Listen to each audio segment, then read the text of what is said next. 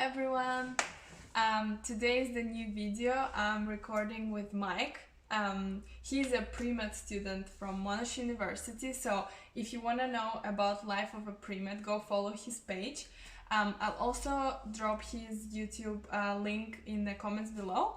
So today we're going to debunk some of the med school myths that Mike has come up with. By myself. Yes, and there are gonna be 5 of them.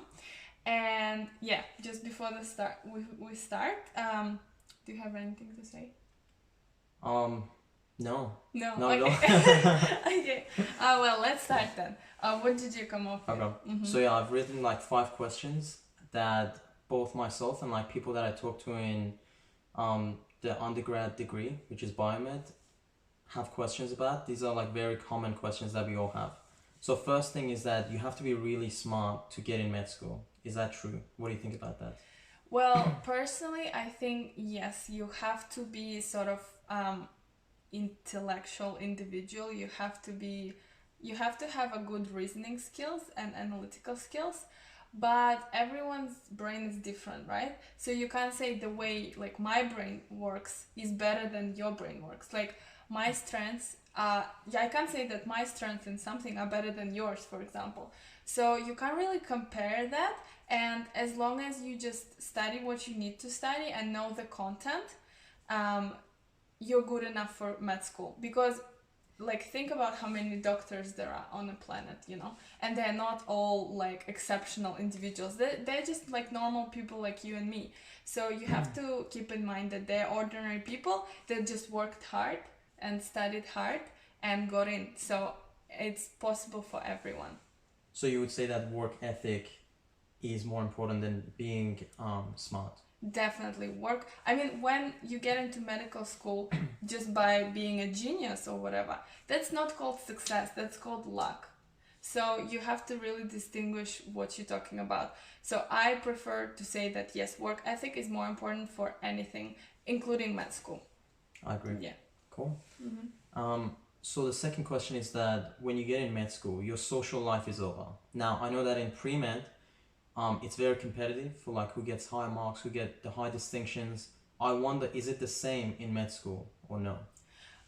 It depends from school to school, but in my university at Deakin University and in many in many Victorian universities, first or second years are pass or fail, so there is no longer competition around unless it's final years and you're competing for the place at the hospital for your internship place.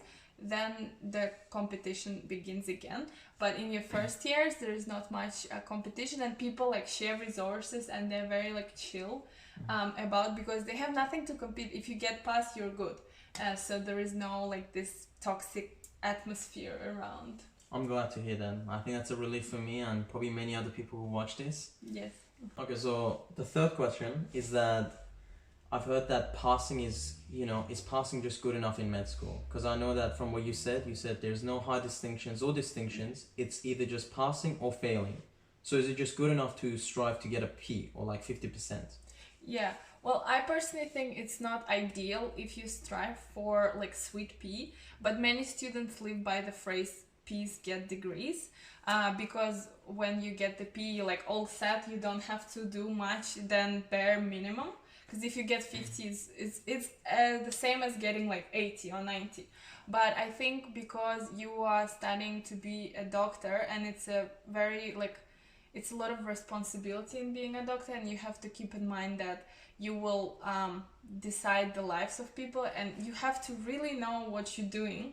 So I'm always studying for myself, for my knowledge, like for thinking of others people's in mind. So I don't like to just study for the bare minimum. I'm trying to put the maximum effort, and I think that's important in the job of a doctor, to be your 100%, because yeah, it's a lot of at stake. Yeah, I agree with that. Yeah. I think that was a great answer. Okay.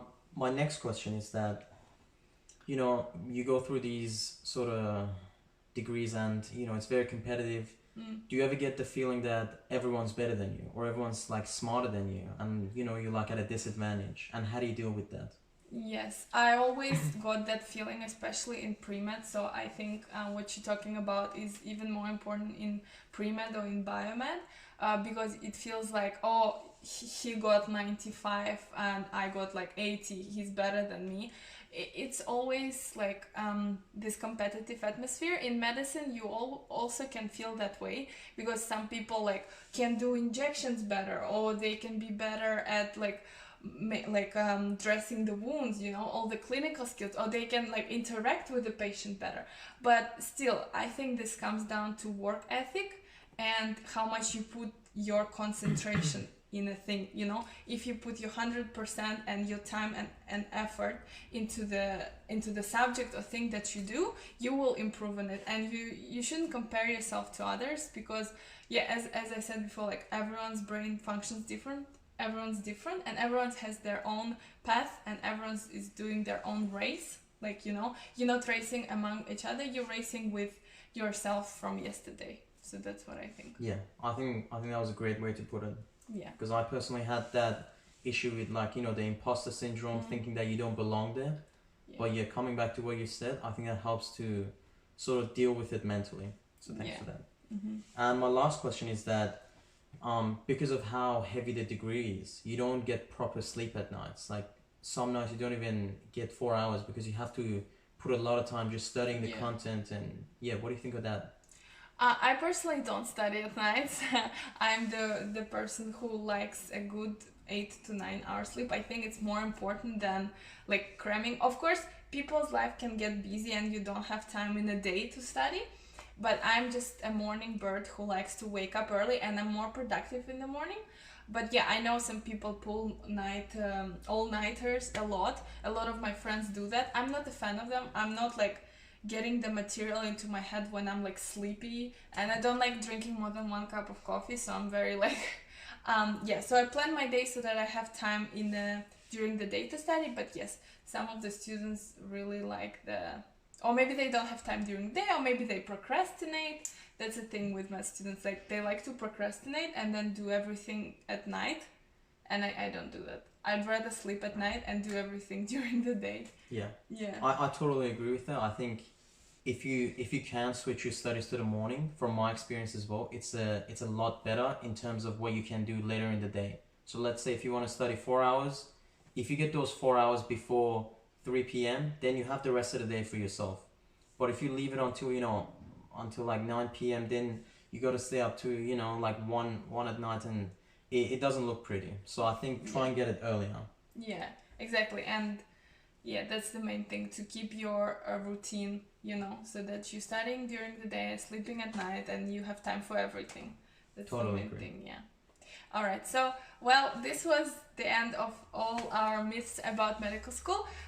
Write in the comment below if you want to know more or more videos about debunking med school myths, and go check Mike's YouTube page. It's very great. He has a lot of advices as a pre-med. He himself does biomedicine, yes? Correct. Yeah.